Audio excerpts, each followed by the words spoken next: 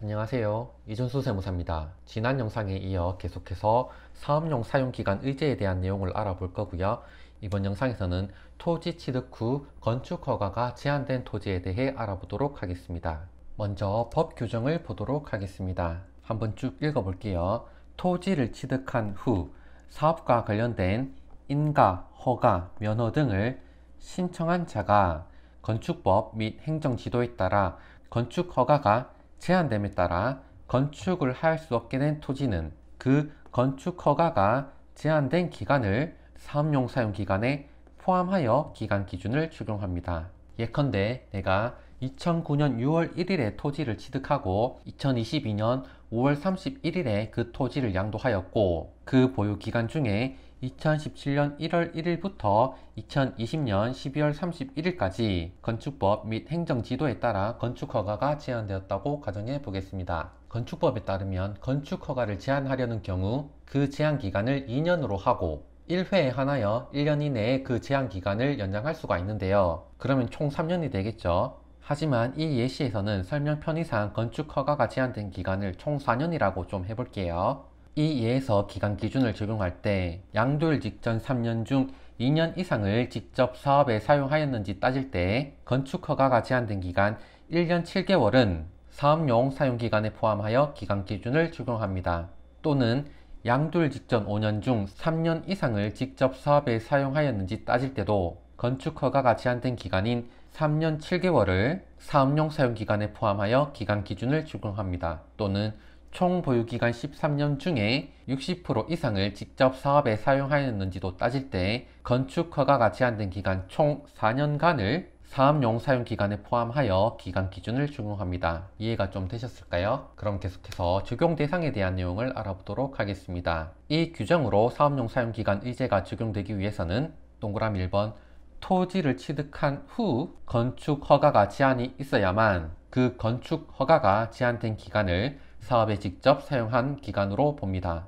따라서 동그라미 2번 이미 법령의 규정에 의하여 건축허가가 제한되어 있는 토지를 취득한 경우에는 사업용 사용기간 의제의 적용 대상이 되지 않습니다. 계속해서 동그라미 3번 인가, 허가, 면허 등의 신청 행위가 있어야 하고 마지막으로 동그라미 4번 내가 지으려는 건축물이 제한 대상 건축물에 해당하여야 합니다. 여기서 동그라미 1, 2번은 지난 영상에서 알아보았던 토지를 취득한 후 법령에 따라 사용이 금지 또는 제한된 토지의 적용 대상과 동일한 논리가 적용된다고 볼 수 있습니다. 계속해서 동그라미 3번, 4번에 대한 내용을 자세히 알아보도록 할게요. 동그라미 3번에 대한 상세 내용을 들어가기 앞서 먼저 생각해 볼 문제가 하나 있습니다. 해당 내용이 조금 어려울 수는 있습니다. 건축법 또는 행정지도에 따라 건축허가가 제한됨으로써 건축을 할 수 없게 된 경우라면 그 건축허가의 제한 대상이 되는 토지 소유자이기만 하면 모두 사업용 사용기간 의제가 적용될 수 있을까라는 거죠.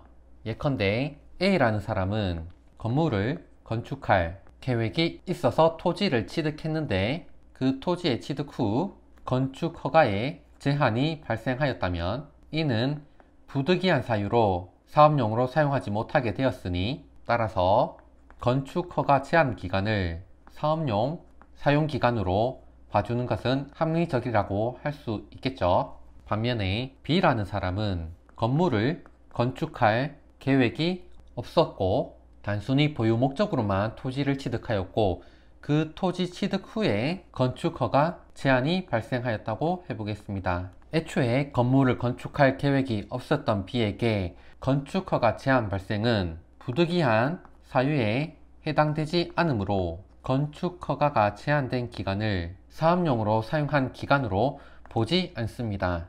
문제는 토지를 취득하는 목적은 토지 소유자 내심의 의사이므로 건물을 건축할 계획이 있었는지 없었는지는 토지 소유자 본인만이 알고 있다는 거죠. 그러면 세법은 토지 소유자 내심의 의사로서 건물을 건축할 계획이 있었는지 없었는지는 도대체 어떻게 판단하는 걸까요? 이에 대한 객관적인 판단 기준이 없을 때는 법 집행에 혼란을 막기 위해 법령에 따라 자기가 하고자 하는 사업과 관련된 인가, 허가, 면허 등을 신청한 경우에 한하여 건물을 건축할 목적이 있었다고 봅니다.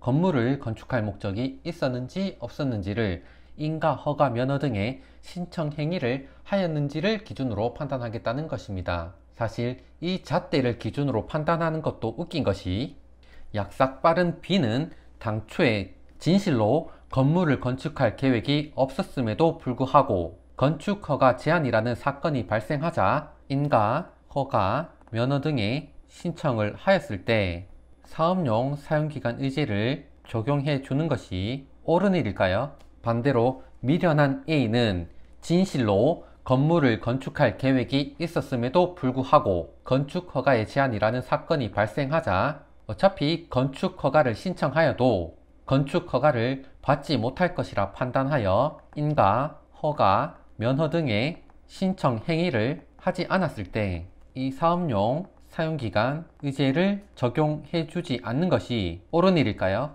어려운 물음들은 뒤로 하고 어쨌든 사업용 사용기간 의제가 적용되기 위해서는 동그라미 1번 건축허가를 신청한 행위가 있어야만 객관적으로 이용 목적의 판단이 가능하므로 건축허가 신청을 전제 조건으로 하고 있습니다. 물론 건축허가를 신청하기 전에 법 규정에서 봤듯이 사업과 관련된 인가, 허가, 면허 등을 받아야 하는 경우에는 그 사업에 인가, 허가, 면허 등을 신청한 경우도 해당한다고 볼 수 있습니다. 동그라미 2번, 3번은 간단하게 쭉 읽고 넘어갈게요. 동그라미 2번 건축허가를 신청하였으나 건축허가 제한 대상 사유가 아닌 기타 요건의 불비로 반려되거나 허가되지 아니한 경우에는 적용 대상이 아닙니다.